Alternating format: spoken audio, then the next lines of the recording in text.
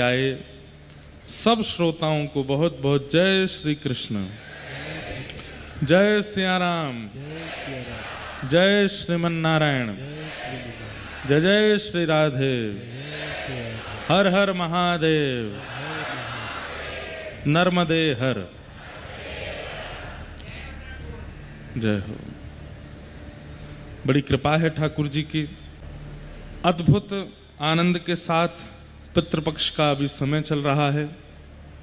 लगभग सब वैदिक सनातन धर्मावलंबी वैष्णवों के यहाँ इस समय अलग अलग दिनों पर उनके पितरों के श्राद्ध मनोरथ होते हैं। श्रद्धा को ही श्राद्ध कहते हैं। बहुत ध्यानपूर्वक सुनिएगा। श्रद्धा ही श्राद्ध है।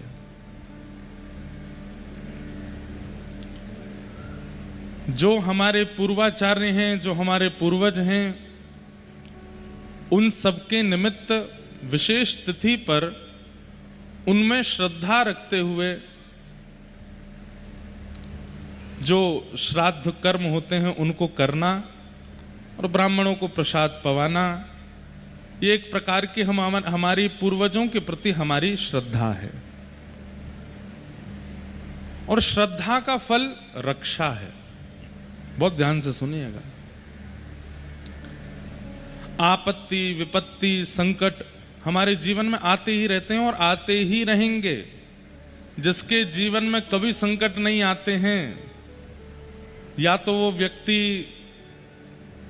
ठीक तरीके से जी नहीं रहा है। आगामी 17 सितंबर को ऐसा योग बन रहा है कि कोई भी व्यक्ति कितना भी पाप कर ले उसको पाप नहीं लगेगा। क्या घोषणा कर दे? कोई भी व्यक्ति कितना भी पाप कर ले उसको पाप नहीं लगेगा। क्या होगा? 17 सितंबर एक दिन के अंदर 8 अरब जनसंख्या वाले हम पृथ्वी के लोग इस पृथ्वी को जला करके खाक कर देंगे।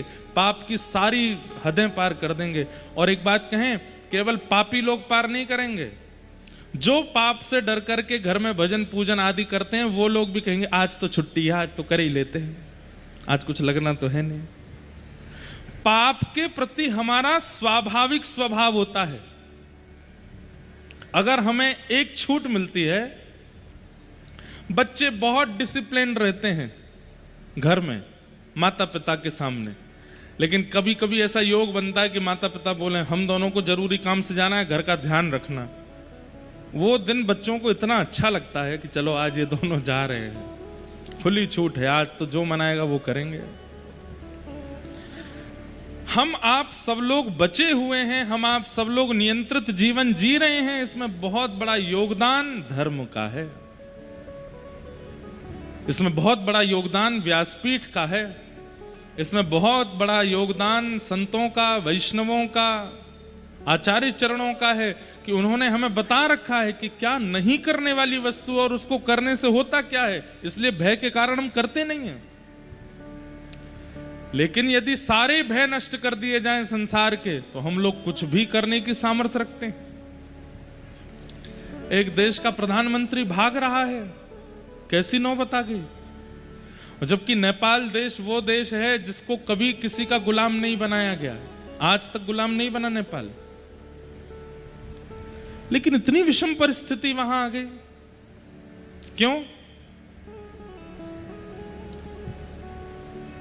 अन्न महंगा हो जाए, सब्जी महंगी हो जाए तो लोग बाग प्रोटेस्ट पे आ जाते हैं, थोड़े धरना वरना करने लगते हैं।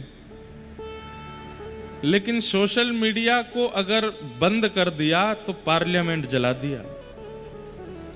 प्रधानमंत्री को जान मचा के भागना पड़ा।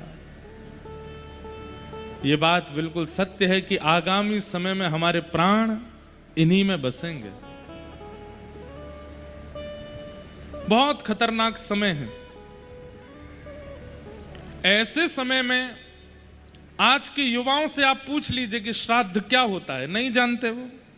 उनको बस इतना पता है कि इस दिन हमारे दादाजी का है, इस दिन दादी जी का है, इस दिन उनका है, ऐसे ऐसे है, पर उसका मतलब क्या है नहीं जानते। आप कहोगे श्राद्ध तो बहुत ऊंचे लेवल की बात हो गई, दीपावली का मतलब नहीं पता? होली पर हम लोग रंग क्यों लगाते हैं इसका तात्पर्य नहीं पता? रक्षाबंधन पर बहन से राखी क्यों पहनते हैं इसका मतलब नहीं पता?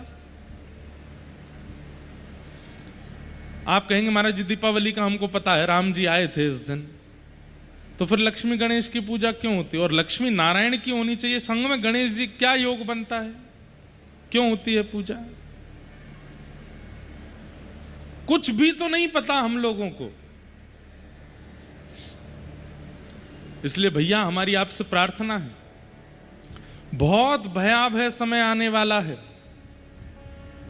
15 दिन के अंदर 2 ग्रहण पड़ रहे हैं और ये सालों बाद हो रहा है। अभी चंद्र ग्रहण निकल करके गया और वो भी चंद्र ग्रहण कब पड़ा है? श्राद्ध में। और अभी फिर से सूर्य ग्रहण आने वाला है। ग्रहण काल, उसमें इतना भजन, इतना साधन, इतना नियम करने की आज्ञा क्यों देते हैं? क्योंकि हमारे बने हुए जीवन को भी बिगाड़ने की सामर्थ्य रखता है ग्रहण काल, अगर उसमें हमने अनुचित कृत्य नहीं किया तो। और ऐसे ग्रहण काल, जबकि कहते हैं कि कोई भी श्राद्ध पक्षों में कोई भी तिथि, मुहूर्त या कोई भी दिवस प्रकट होता है तो उसका एक महत्व होता है। ग्रहण काल आ रहे हैं, वो भी श्राद्ध पक्ष में आ रहे हैं, वो समय दूर नहीं है, बहुत भयावह समय आने वाला है। पूरी भारत भूमि, जगह जगह नदियां उफान भर रही हैं, कितने खेत नष्ट हो गए, कितने लोगों के जीवन उजड़ गए। आसपास के देशों में युद्ध चल रहे हैं, कहीं पर मिसाइलें चल रही हैं, कहीं पर गृह युद्ध चल रहा है। भारत फिर भी बचा हुआ है अभी तक, बहुत हद तक। क्यों?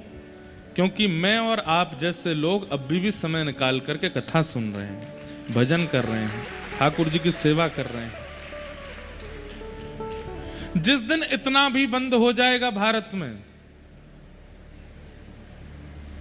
उस दिन भारत की हालत भी वैसी हो जाएगी जैसे अन्य देशों की है। लेकिन भारत की हालत ऐसी होगी नहीं,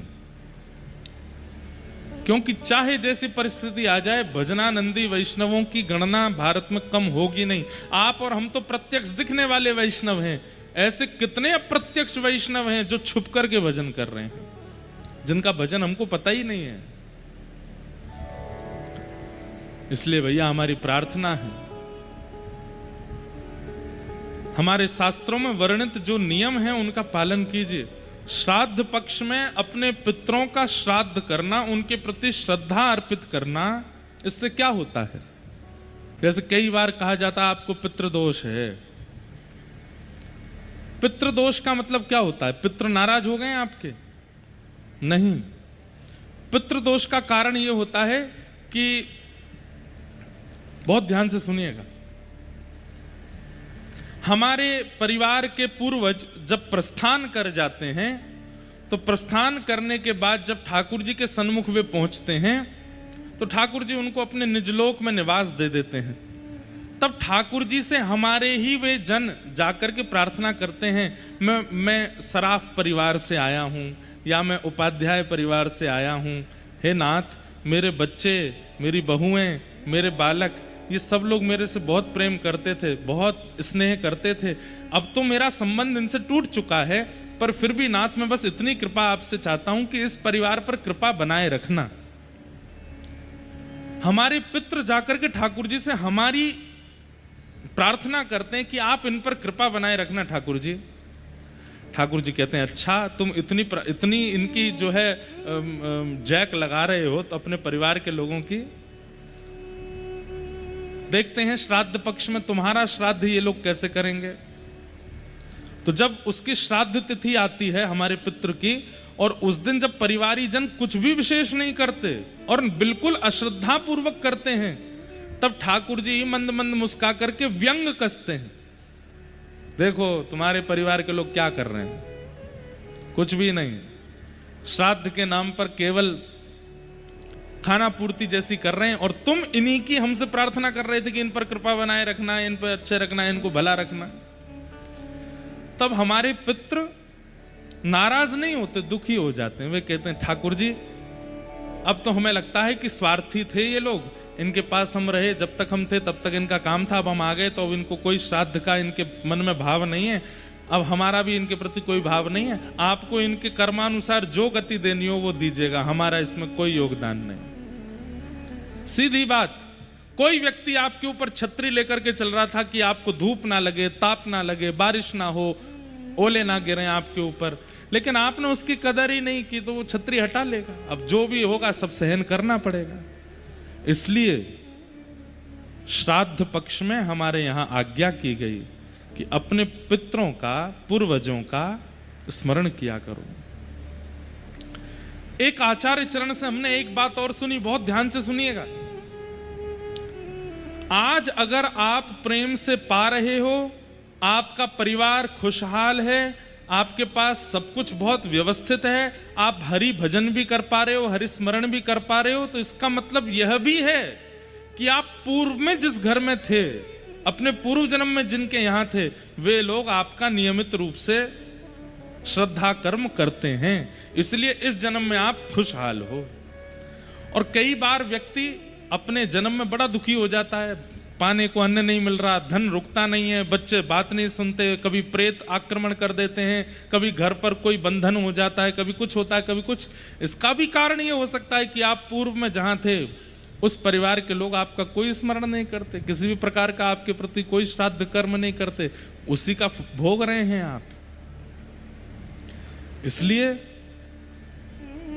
ये नवरात्रि के दिन, ये श्राद्ध पक्ष के दिन, ये गणेश चतुर्थी के दिन, राधाष्टमी, जन्माष्टमी के दिन, श्रावण मास के दिन, हम भारतीयों की सुरक्षा के लिए 365 दिन आचार्यों ने एक एक नियम बना दिया।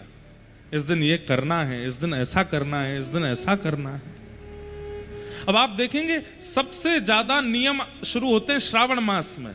जब चतुर्मास प्रारंभ होता है तो संत जन कहीं नहीं जाते, एक जगह बैठ करके चातुर्मास करते हैं। क्यों?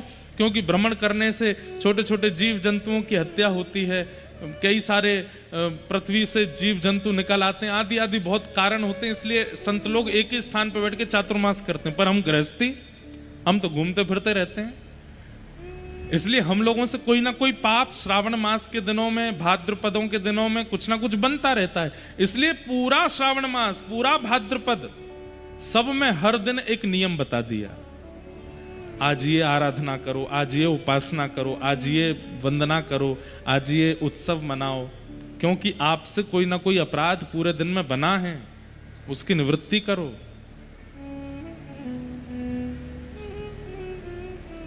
हमारे आपसे प्रार्थना है, अपने पुरोहितों के पास, अपने गुरुजनों के पास बैठ करके एक बार साल भर के जो सनातनी दिवस होते हैं उनके बारे में जानकारी लेके अपना जन्मदिन भूल जाइए, लेकिन उन वैदिक दिवसों को मत भूला कीजिए, और उन पर जो क्रिया करनी चाहिए वो किया कीजिए।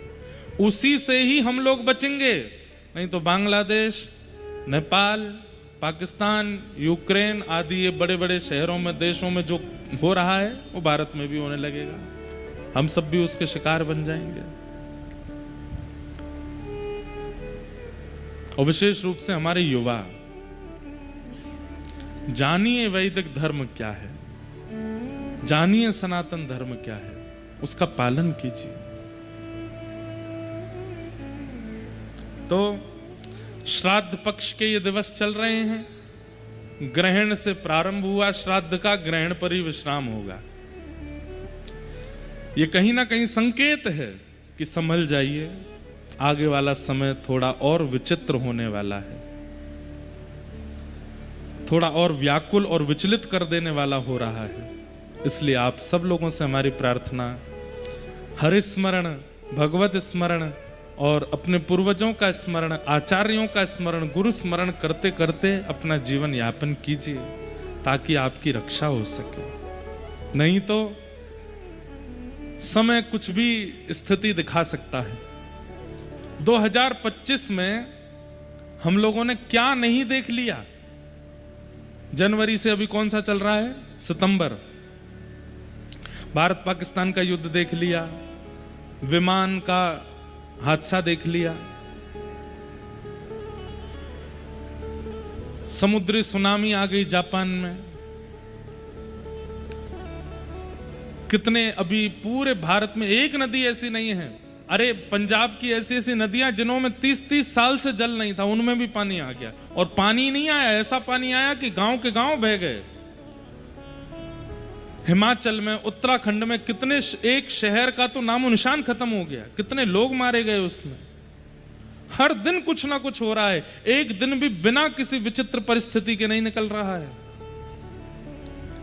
मैं आप बचे हैं क्योंकि ठाकुर जी हमारे चित्त में किसी ना किसी रूप से बैठे हैं। लेकिन कल का हमारा भी भरोसा नहीं है। रात्रि में सो रहे हैं, पता चली सुबह कहां हो गए, वो समुद्र ही आ गया मध्य प्रदेश तक। इतनी जोर की उफान भरी महाराज की, बह गए सब। कहां व्यास जी, कहां यजमान जी, सब डूब गए, किसी का आता पता नहीं। इसलिए भैया हर क्षण अंतिम हो सकता है, हर स्मरण करते रहो। होना तो वही है जो ठाकुर जी चाहेंगे, लेकिन हम लोगों को प्रयास करना चाहिए।